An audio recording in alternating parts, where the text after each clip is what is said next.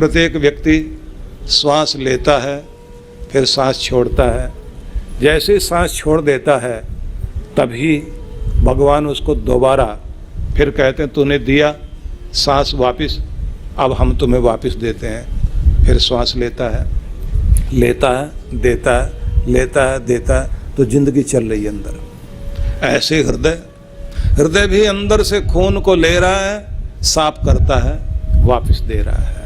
अग्नि में आहुति दी जा रही है, वो आहुति ले रही है और वापस करके दे भी रही है। जमीन बीज ले रही है और अनेक गुना बढ़ा करके फिर से वापस कर रही है। इससे जिंदगी चल रही है। इसे कहते हैं ये भगवान का यज्ञ चल रहा है। इस यज्ञ के द्वारा सृष्टि चलती है। इस यज्ञ को प्रत्येक व्यक्ति को करना होता है। तुमने समाज से कुछ लिया, अब तुम समाज को क्या दोगे? जिन लोगों ने अपना जीवन बलिदान कर दिया वो महान महान योगियों से भी बड़े योगी हो जाते हैं।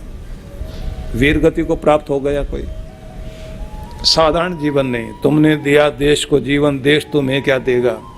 अपनी आग जगाने को बस नाम तुम्हारा लेगा। अंदर की अग्नि जगाने के लिए अपने शहीदों का नाम लेगा।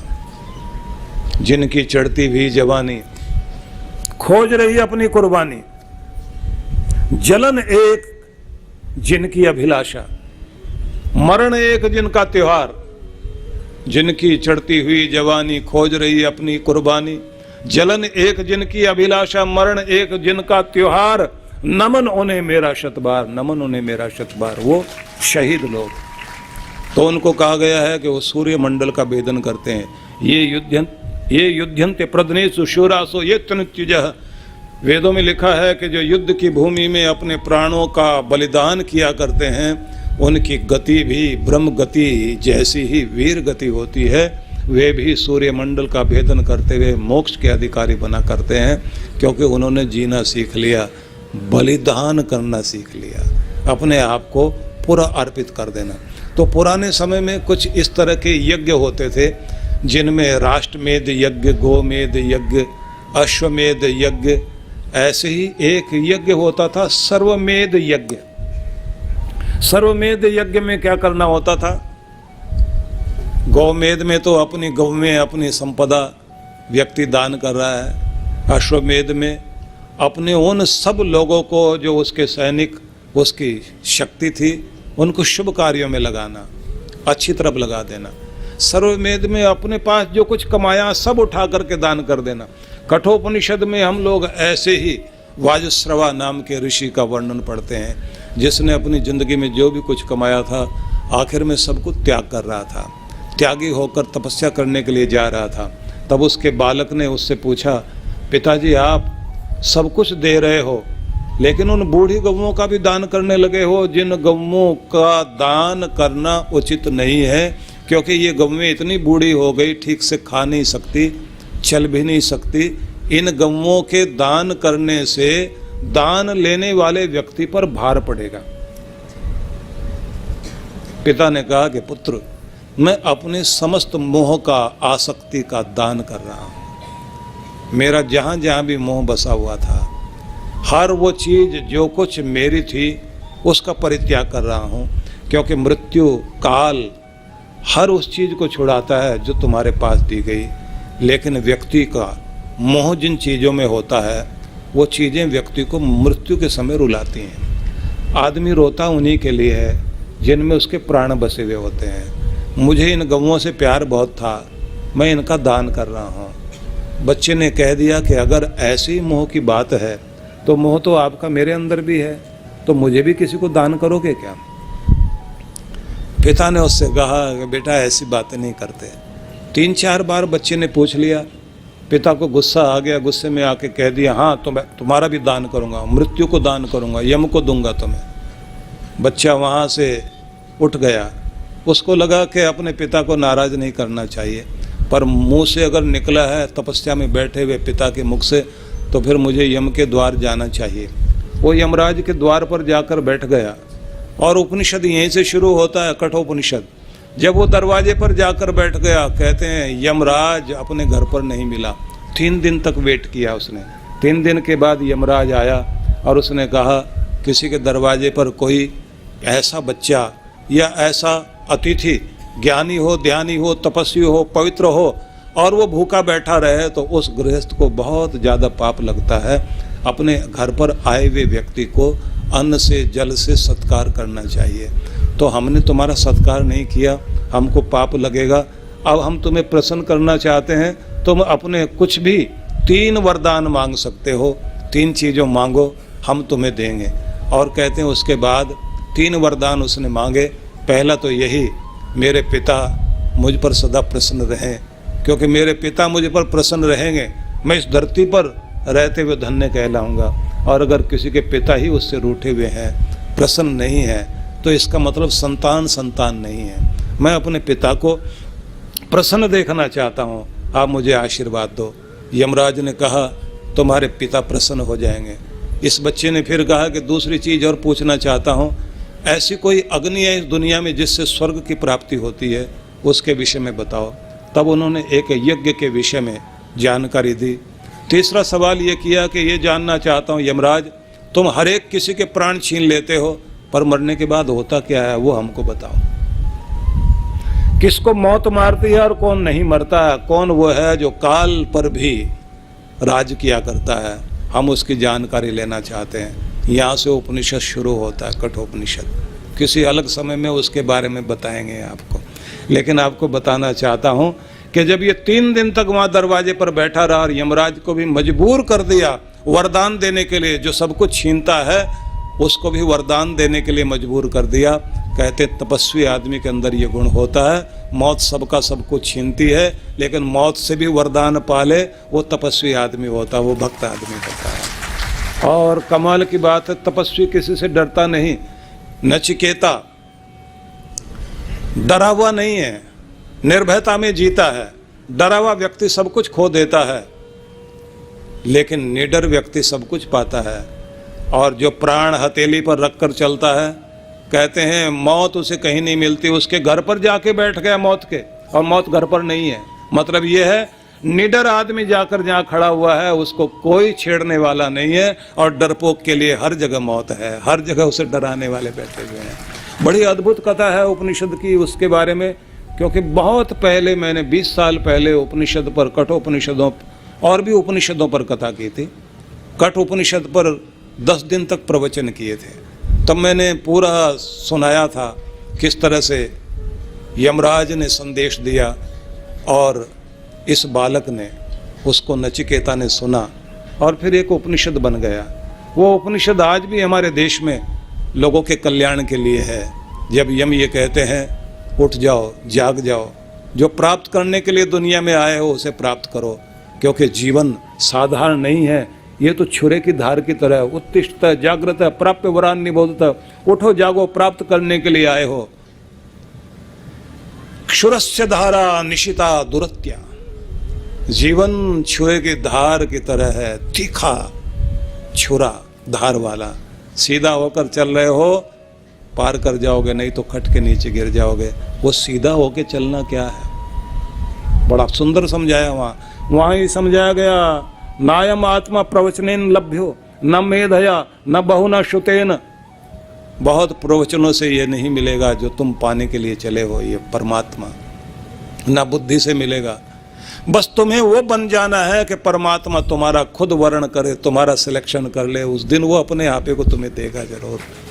वो पात्रता गुरु की कृपा से आती है। फिर उन्होंने ये भी कहा कि 2 नाम ऐसे हैं, 2 अक्षरों का नाम ऐसा है जिसको अंदर में बसा लोगे तो कल्याण कर लेगा। मौत की भी मौत उसी से होती है, तो कहते हैं वो शिव नाम है। शिव का नाम मौत की भी मौत है। यमराज ने बहुत अद्भुत ढंग से समझाया, पर विषय न बदल जाए फिर आपको वहीं लेकर चलता हूँ। तो इन्होंने कहा कि अंदर से आवाज आई है, द्वि हेतु षड अधिष्ठानम षडंगम च द्विपाक युक्त चतुष्प्रकारम त्रिविधम विनाशम दानम उच्यते। दान के 2 हेतु हैं। मतलब ये कि जो मनुष्य है इस दुनिया में, उन लोगों को कुछ लेना भी होता है, देना भी होता है। सांस लेना, देना, और दाता बनकर जीना होता है, तो उनका उद्धार होता है। और जो दानव लोग हैं, राक्षस लोग हैं, वो ऐसे लोग हैं अपने प्राणों का भरण पोषण, अपने उदर की पूर्ति, अपने से फायदा दूसरों से फायदा लेना, वो किसी को फायदा देते नहीं है। वो कहेंगे तुम हमारे घर में आओगे तो क्या लेकर आओगे, हम तुम्हारे घर में जाएंगे तो क्या दोगे। जो स्वार्थी हैं तो कहते हैं वो असुर कहलाते हैं, और जो लेते भी हैं वो देते भी हैं। जिनके पास लेना और देना वो मनुष्य, और जो देते ही हैं लेते नहीं, और अगर ले भी लिया तो कई गुना बढ़ा कर देंगे, वो देवता हैं। ऐसे दुनिया में जीने वाले 3 तरह के लोग हैं। पशु वो हैं जो सिर्फ देखते हैं, उन्हें अपने पेट को देखना है, कहीं से भी मिल जाए खा लेंगे। तो मनुष्य का कल्याण इस बात में है कि उसको उपयोगी बनना है, तो उसे उद्योगी बनना है, उसको योगी बनना है, उसे उपयोगी बनना है, उसको सहयोगी बनना है, तभी उसका कल्याण है। उद्योगी भी बनेगा, उपयोगी भी बनेगा, सहयोगी भी बनेगा। योगी बनता है तो उसके जीवन में सब कुछ लाभ है, देना है, बांटना है। इन्होंने कहा कि बांटने की बात साधारण नहीं है, वो बहुत बड़ी है, लेकिन ये रहस्य जाने कैसे। तो ध्यान में बैठे हुए थे, उनको ये सुनाई दिया कि ये जो इंसान लेता भी है देता भी है, जिसे देना आ गया, जो दानवीर बन गया, जो कर्मवीर बन गया, जो शूरवीर बन गया, जो धर्मवीर बन गया, ऐसे व्यक्ति की जिंदगी में कुछ चीज़ें होती हैं। वो दाता बनकर जीता, याचक बन के नहीं जीता, हाथ फैलाया नहीं करता, दिया करता है। और अगर अपने पूर्वजों से लिया भी है तो उनके लिए वे को कई गुना बढ़ा करके वापस किया करता है, ये उसका गुण होता है। तो ऐसे धर्म वाले लोग इस धरती की शोभा बन करके जिया करते हैं। तो उस ऐसे राजा को, धर्म वर्मा को अंदर से आवाज आई। क्या आवाज आ गई कि दान के 2 हेतु हैं, 2 कारण हैं, और 6 अधिष्ठान हैं, मतलब 6 उसके घर हैं, और 6 अंग हैं, 2 उसके फल हैं, 4 प्रकार, 3 भेद हैं, और 3 ऐसी चीजें जिससे उसका वो विनाश का कारण बन जाता है। तो इसको कोई समझाए, क्योंकि राजा ने इसकी व्याख्या यथार्थ करने वाले व्यक्ति को बुलाने के लिए भेजा है कि कोई ये रहस्य हमको समझा दे। तो ऐसे व्यक्ति को राजा 7 लाख गौवें, 7 लाख स्वर्ण मुद्राएं, 7 गांव देने की घोषणा कर चुके हैं। तो यहाँ आए हुए जितने भी ऋषि मुनि हैं, इस मई सागर में स्नान करने लगे हैं, उन सबको हम कह रहे हैं, अगर तुम्हें चाहिए कि 7 लाख गौवें तुम्हें मिल जाएं, 7 लाख सोने की मोहरें मिल जाएं, 7 गांवों पर राज करने का अधिकार प्राप्त हो जाए, तो बस एक श्लोक का अर्थ बता दो। तो जितने भी वहाँ लोग थे, ऋषि मुनि थे, किसी को भी अर्थ समझ में नहीं आया। तब नारद जी ने भेष बदला एक बूढ़े ब्राह्मण का, और उसके बाद वो राजा के दरबार में पहुँच गए और उन्होंने कहा, राजन तुम्हारे अंदर आवाज़ आई है, आकाशवाणी हुई है, तो इस रहस्य को कोई और नहीं बता पाएगा, हम ही बताएंगे, हम तुम्हें ये भेद समझाएंगे। आज मैं अलग तरह की कथा कर रहा हूँ, आमतौर से ऐसी कथा नहीं किया करता। आमतौर से मैं वो चीज़ें सुनाया करता हूँ आपको जिसका मतलब होता है कि पूरे पेड़ में से जो फूल हैं वो चुन लो, और जो फल हैं वो चुन करके सब उठा करके झोली में डाल दो और कहो कि ये ले करके घर में जाओ। पुराने कथाकार लोग जो है वो इस तरह की कथाएं करते हैं, लेकिन उसमें भी वो कहानी में कहानी, कहानी के अंदर और कहानी, फिर कहानी के अंदर और कहानी, और फिर कहानी कहानी कहानी। आदमी वहीं रुका रह जाता, पत्ते पत्ते पत्ते पत्ते पत्ते पत्ते, फूल तक पहुंचते नहीं, फल तक नहीं पहुंचते। लेकिन मैंने ऐसा पेड़ चुना है जिसमें से फूल भी हैं, फल भी हैं, तो उसके बारे में सुनते हैं। नारद जी एक ज्ञानी वृद्ध पंडित का वेश धारण करके राजा के दरबार में पहुंचे और उनको कहा कि अब नीचे बैठ जाओ, मैं तुम्हें कथा सुनाता हूं, और कथा ऐसी नहीं कि जिसमें कोई और लंबी चौड़ी कहानियां सुनाऊंगा, अब मैं तुम्हें फल दे रहा हूं सीधा सीधा। उन्होंने कहा कि देखो, दान के 2 हेतु हैं। उन्होंने पूछा ना, द्वि हेतु, 2 हेतु 2 कारण। जिनके द्वारा दान दिया जाना चाहिए। क्या? दान, धर्म, सत्कर्म जो भी कुछ करते हैं उसके लिए दो चीज़ें हैं। एक तो वो करेगा जिसके पास श्रद्धा है, वो करेगा जिसके पास सामर्थ्य है। शक्ति और श्रद्धा, ये दो कारण बनते हैं। धर्म भी वही करेगा, पुण्य वही करेगा, सत्कर्म वही करेगा जिसके अंदर श्रद्धा है, और जो सामर्थ्य वाला, जिगरे वाला है वो करेगा। बाकी तो छोटे दिल वाले लोग होते हैं, उनका दिल खुलता ही नहीं। वो लेना जानते हैं, देना नहीं जानते। वो सत्कर्म नहीं कर पाते, उनका समय निकलेगा ही नहीं सत्कर्म के लिए।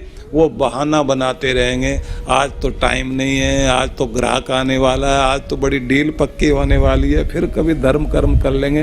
ये कथाएं, सत्संग, ये यज्ञ, ये याग, ये पुण्य, ये तो चलते ही रहते हैं, लेकिन ग्राहक रोज रोज थोड़ी आता है। ग्राहक तो कभी कभी आता है। आगे है तो ग्राहक से फायदा ले लें। और जो व्यक्ति धर्म वाला होगा वो कहेगा कि पुण्य करने का, भक्ति करने का, धर्म करने का, सत्कर्म करने का मौका कभी कभी आता है। जगाने वाला कभी कभी आता है, उद्धार करने वाला कभी कभी आता है।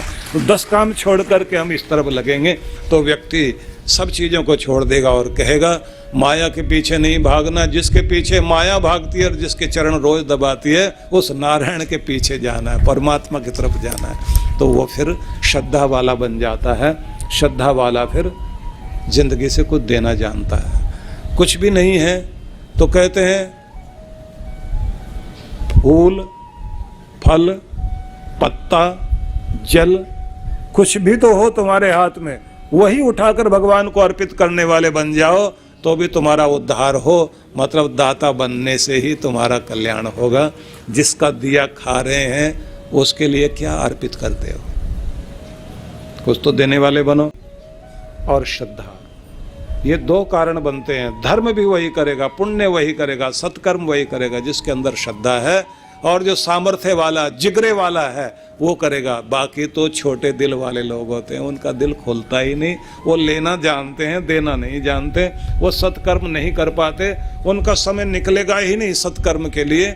वो बहाना बनाते रहेंगे, आज तो टाइम नहीं है, आज तो ग्राहक आने वाला है, आज तो बड़ी डील पक्की होने वाली है, फिर कभी धर्म कर्म कर लेंगे।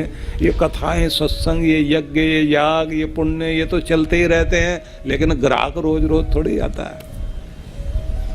ग्राहक तो कभी कभी आता है। आगे है तो ग्राहक से फायदा ले लें। और जो व्यक्ति धर्म वाला होगा वो कहेगा कि पुण्य करने का, भक्ति करने का, धर्म करने का, सत्कर्म करने का मौका कभी कभी आता है। जगाने वाला कभी कभी आता है, उद्धार करने वाला कभी कभी आता है।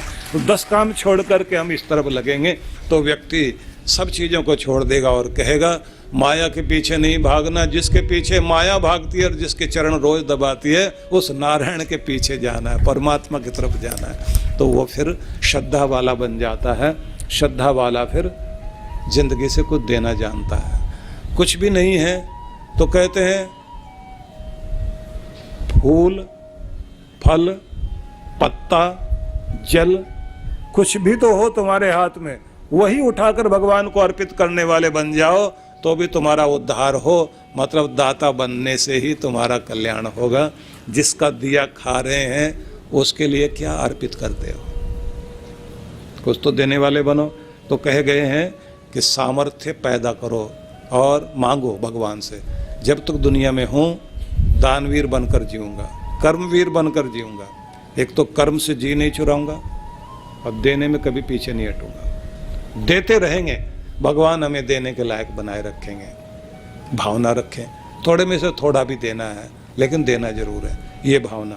और फिर उन्होंने कहा षड अधिष्ठानम, 6 इसके अधिष्ठान है, घर हैं। धर्म, अर्थ, काम, लज्जा, हर्ष, भय, 6 चीजें हैं जहाँ पर ये चीज टिकती है। धर्म टिकता है, धन, दान की भावना जिसके कारण टिकती है।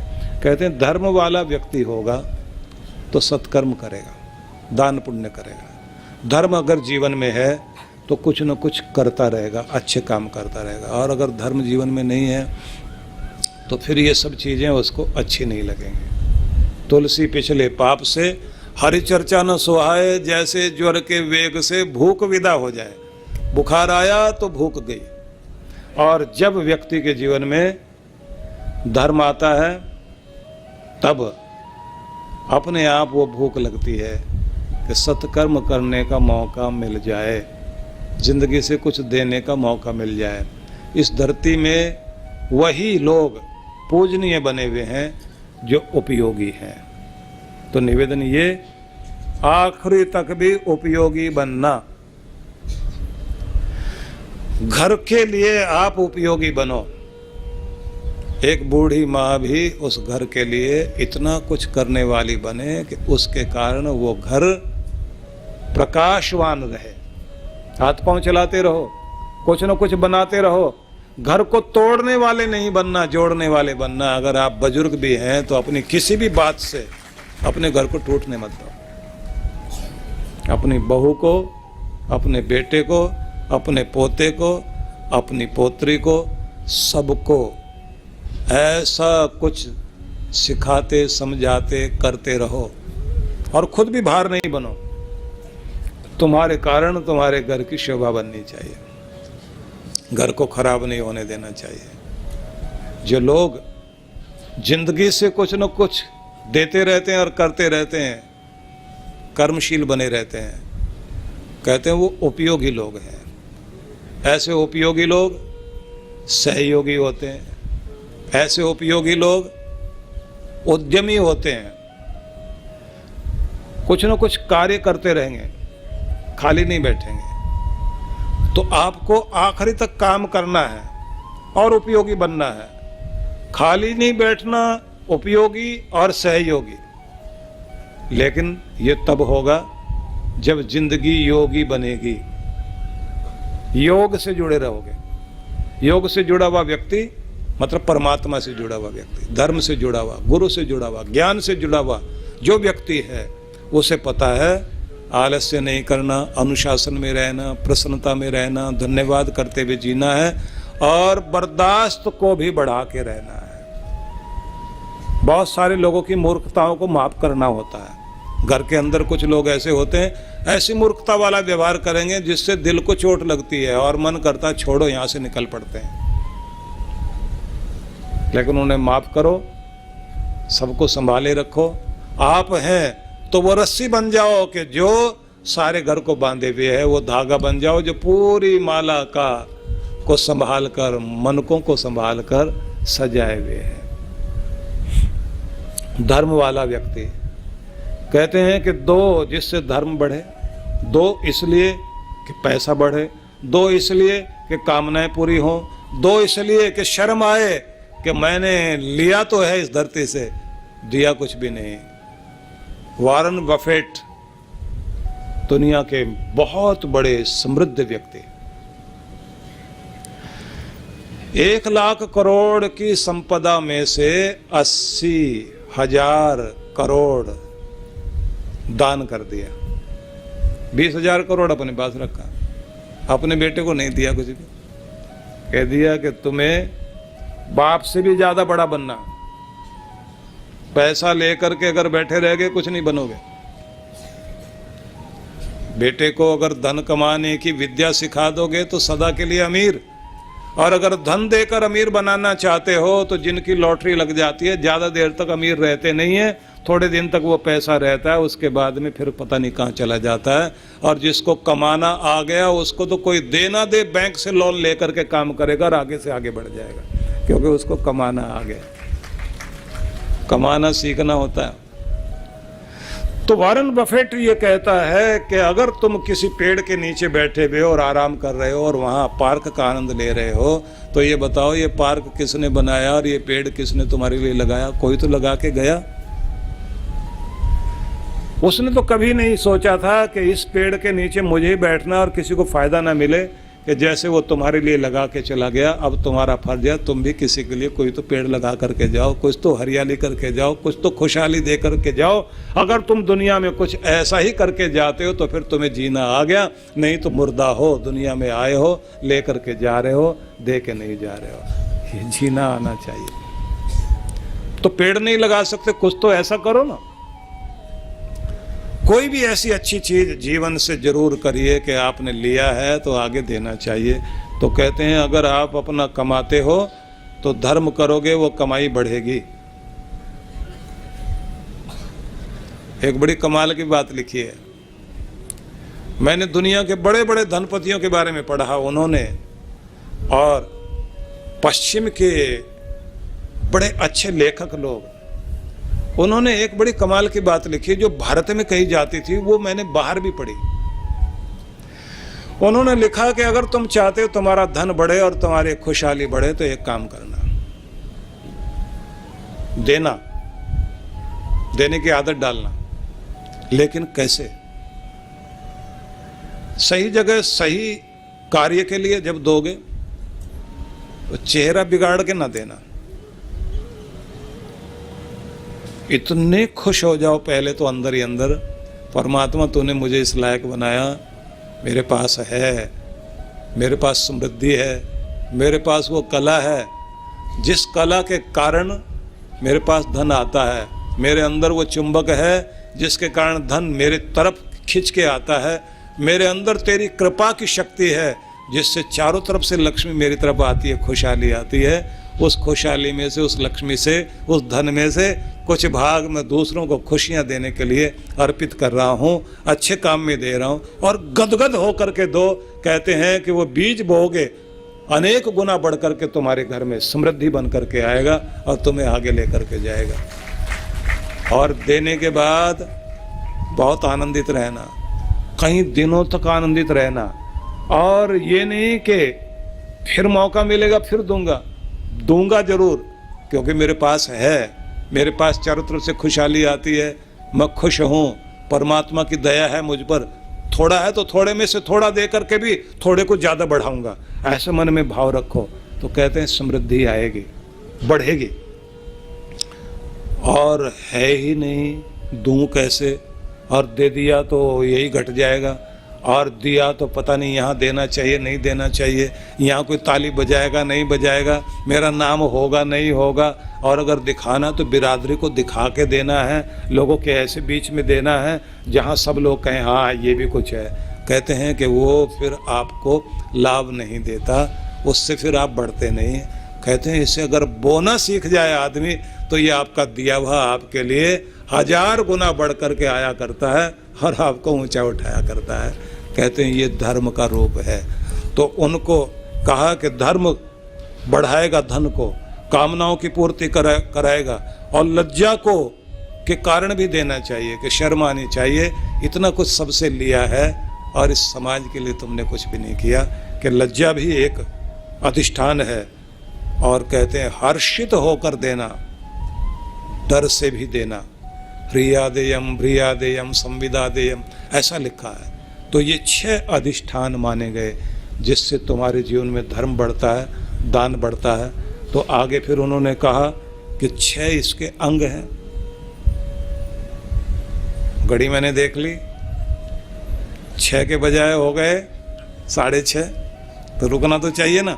तो कहा गया है कि ये धर्म की कथा है जो आपके जीवन का कल्याण करती है। लेकिन ये याद रखना 7 पीढ़ियों तक समृद्धि रहेगी उसके घर में, जहाँ गुरु कृपा है, जहाँ दानी स्वभाव है, जहाँ सेवा वाला व्यक्ति बैठा हुआ है, वहाँ कृपा जरूर होगी, निश्चित रूप से कृपा होगी।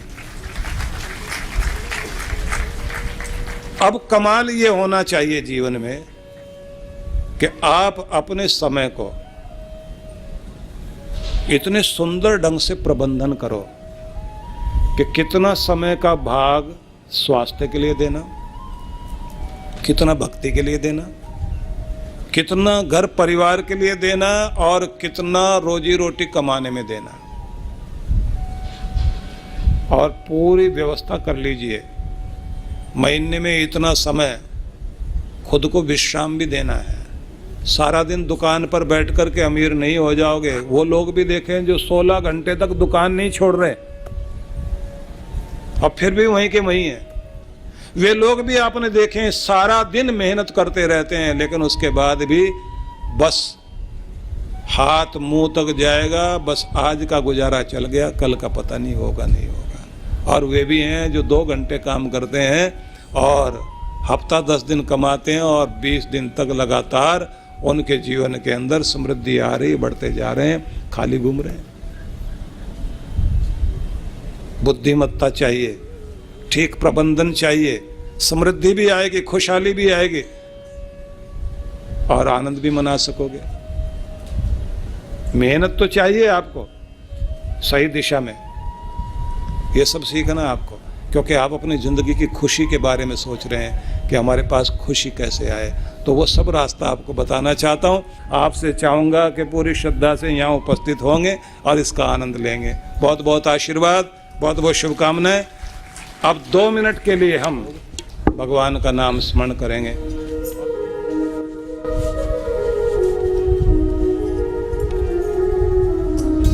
गिरिराज धरम मैं तो तेरी शरण,